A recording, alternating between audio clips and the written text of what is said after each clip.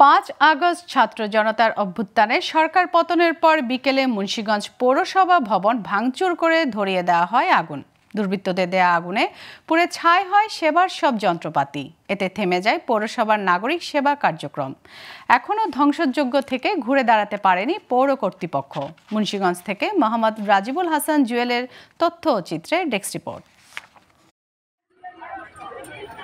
একসময় নাগরিকদের পদচারণায় দিনভর মুখর থাকত মুন্সিগঞ্জ পৌরসভা কার্যালয়। সেখানে এখন শুনশান নীরবতা। 5 আগস্ট হাসিনা সরকারের পতনের পর মুন্সিগঞ্জ শহরে আনন্দ মিছিল করে হাজারো মানুষ। তখনই মুন্সিগঞ্জ পৌরসভা ভবন পুড়ছিল দুর্বৃত্তদের দেয়া আগুনে।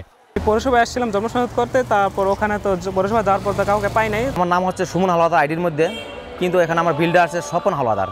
তো নামের ভিতরে ভুল হয়েছে, এখন আমি এখানে সংসদের জন্য আসছি। পৌরসভার যারা নাগরিক আছি আমাদের এখান থেকে অনেক সেবা নিতে হয়। এই সেবাগুলি নিতে এসে আমরা এখানে বাধাগ্রস্ত হচ্ছি। পৌরসভার বিভিন্ন ভবনে আগুনে পুড়ে যায় প্রায় সব দাপ্তরিক কাগজপত্র। এতে মুখ থুবড়ে পড়েছে পৌরসভা। থেমে যায় সব নাগরিক সেবা কার্যক্রম। একটা নির্দিষ্ট জায়গায় এটারে সেটেল করা উচিত, যাতে সবাই নাগরিক সুবিধাটুক, ন্যূনতম নাগরিক সুবিধাটুক পেয়ে যায়। আন্দোলনের পরে কিছু দুর্বৃত্ত আমাদের পৌরভবনে ভাঙচুর করে এবং জ্বালায় পোড়া দেয়।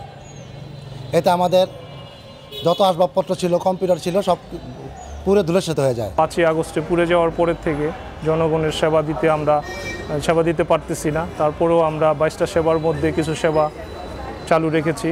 পৌরসভার দায়িত্বে থাকা প্রশাসনিক কর্মকর্তা বলছেন, ধ্বংসস্তূপ থেকে ঘুরে দাঁড়ানোর চেষ্টা চলছে। পাশাপাশি জরুরি সেবা নিশ্চিত করতে বিকল্প ভবনে সেবা প্রদানের ব্যবস্থা নেওয়া হয়েছে। যেহেতু আমাদের পৌর ভবনটা এখন ব্যবহার অনুপযোগী, এজন্য আমরা পৌর ভবনের বাইরে একটা জায়গা করেছি। সেখানে আমাদের মোটামুটি একটা বসার ব্যবস্থা করেছি। সেখান থেকে আমরা নাগরিকত্ব সনদ জন্ম নিবন্ধন ইতিমধ্যে আমরা শুরু করেছি। মুন্সিগঞ্জ পৌরসভা প্রতিষ্ঠা হয় 1972 সালে। অন্তত 1.5 লাখ মানুষের বসতি প্রথম শ্রেণীর এই পৌরসভায়। Global television news desk.